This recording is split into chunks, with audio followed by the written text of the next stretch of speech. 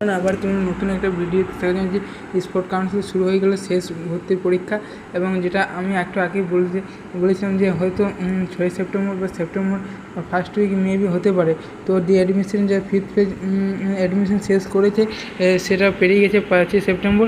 এবারে তোমাদের 8 সেপ্টেম্বর থেকে তোমাদের চয়েসগুলো ফ্রি হবে।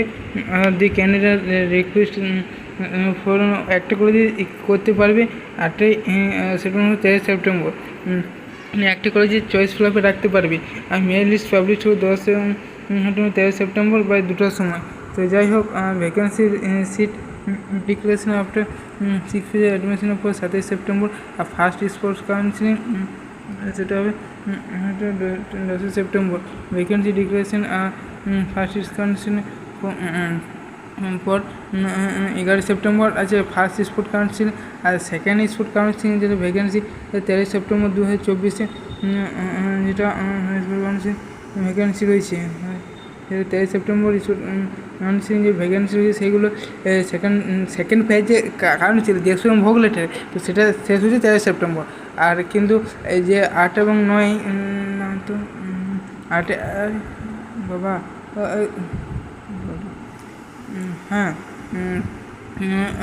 to fill the details as it given in the form fill up। 8 September থেকে 13 সেপ্টেম্বর মধ্যে একটা চয়েস ফিল আপ করতে হবে। 8 সেপ্টেম্বর মধ্যে চয়েস ফিল আপ করতে হবে। যদি না করে তাহলে ফার্স্ট, যদি এখন না করে তাহলে সেকেন্ড ফেজের কাউন্সিল সেটা কিন্তু করতে পারবে না। এটা মেরিট লিস্ট পাবলিশ হবে 10 এবং 13 সেপ্টেম্বর দুটোর মধ্যে কিন্তু ফার্স্ট পেজ কাউন্সিল পাবলিশ হবে। এরপরে 10 এবং 13 সেপ্টেম্বর কাউন্সিল থেকে যে ডেডলাইন জারি করেছে সেটা কি ফার্স্ট স্পোর্ট কাউন্সিলের ক্ষেত্রে নাকি সেকেন্ড স্পোর্ট কাউন্সিলের ক্ষেত্রে, তো সেটা ঠিক জানি না। সেটা জানিয়ে একটা ডেডিকেটেড ভিডিও আসতে চলেছে স্পোর্ট কাউন্সিল সম্বন্ধে। যদি এই ভিডিও ভালো লাগে থাকে তাহলে অবশ্যই লাইক করুন, সাবস্ক্রাইব করবে এবং পাশাপাশি প্রচুর পরিমাণে বন্ধুবান্ধবকে শেয়ার করতে এইসব দিকে আপডেট পাওয়ার জন্য। তার জন্য কী করতে হবে, চ্যানেলটি সাবস্ক্রাইব করে নোটিফিকেশন ঘন্টাটা অন করে রাখবে। তো ঠিক আছে, থ্যাংক ইউ। পরে ভিডিওতে আসছি। হাই গাইস, আবার তুমি নতুন একটা ভিডিওতে স্বাগত জানাচ্ছি। মানে বিশ্বজিৎ ঘোষ বসি। তো দেরি না করে লেট হয়ে গেছে মূল টপিকে প্রবেশ করা।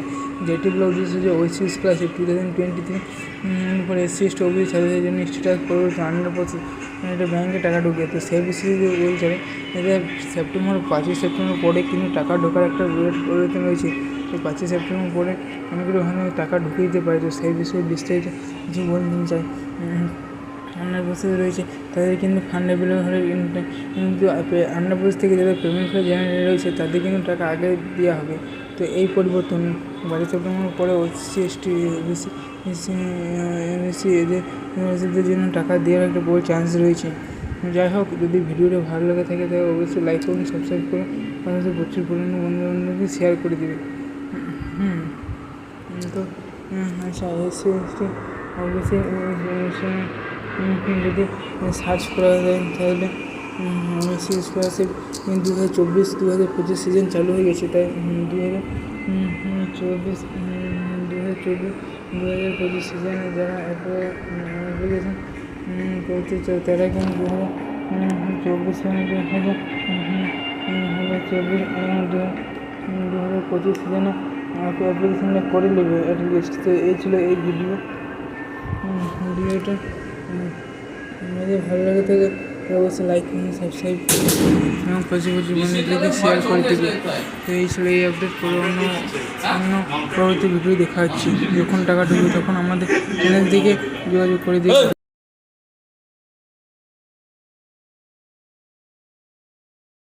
একটা সময় তোরে আমার সবই ভাবিতাম, তোরে মন পিঞ্জরে যত্ন করে আগলায়। সবার তুমি নতুন একটা ভিডিও দেখা জানাচ্ছি। তো যে বিষয় নিয়ে কথা বলতে চলেছি তো সেটি হলো গিয়ে স্কলারশিপ। তো পলিটেকনিক স্টুডেন্ট কি পাবে, 2024 সিজনে কখন শুরু হবে, তো সেই বিষয়ে কিছু বিস্তারিত জানতে চাই। তো শুরু করি ভিডিও দেরি না করে। ডাইরেক্টর পলিটেকনিক 60% মার্কস এটা সেকেন্ড ইউনিটে। তার ফার্স্ট সেকেন্ড সেমিস্টার মার্কস দুটো মিলিয়ে ফাঁকা হবে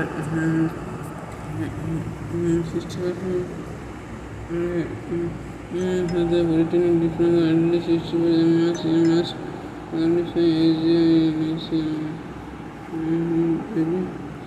ইয়া তো সেটা তো ডিসিশন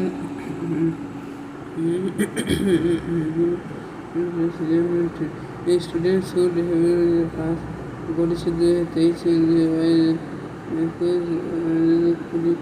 এডমিশন 2022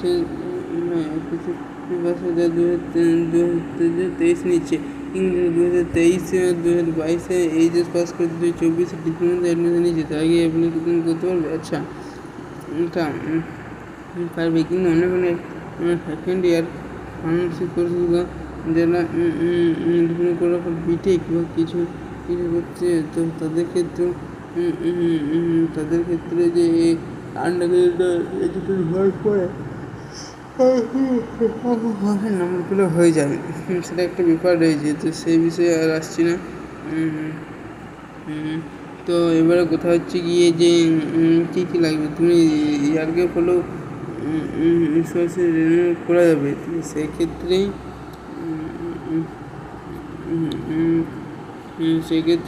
তুমি কী জন্য ইয়ারকে হয়েছিল সেটা কোনো ফাইন্যান্সিয়াল মেডিকেল হতে পারে, ফাইন্যান্সিয়াল ইস্যু হতে পারে কিংবা ফাইন্যান্সিয়াল ইস্যু কোনো যে শারীরিক প্রবলেম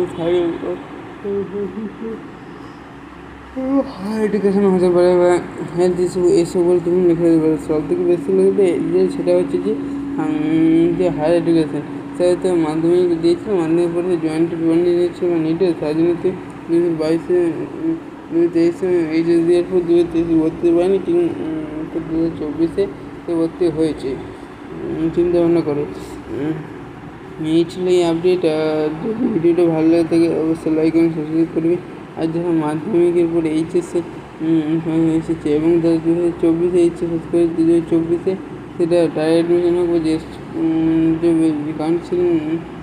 কাউন্সিল সিস্টেম হোক তো সেটা সে সামনে অ্যাপ্লাই করতে পারে যদি সে করে দিয়ে জানায় যে করছে সে এটা একটা পূরণ করে দেন তো ওনারা করে দেবেন, করিয়ে দেবেন, না করিয়ে দেন তো এইটাই করতে হবে। হ্যাঁ তো এই ছিল এই ভিডিও যদি ভালো লাগে তাহলে অবশ্যই লাইক করুন, সাবস্ক্রাইব করবেন। পরে অন্য কোনো ভিডিও ধরুন দেখা হচ্ছে হয়েছে ফার্স্ট সেমিস্টার 2 মার্কশিট দুটো চাই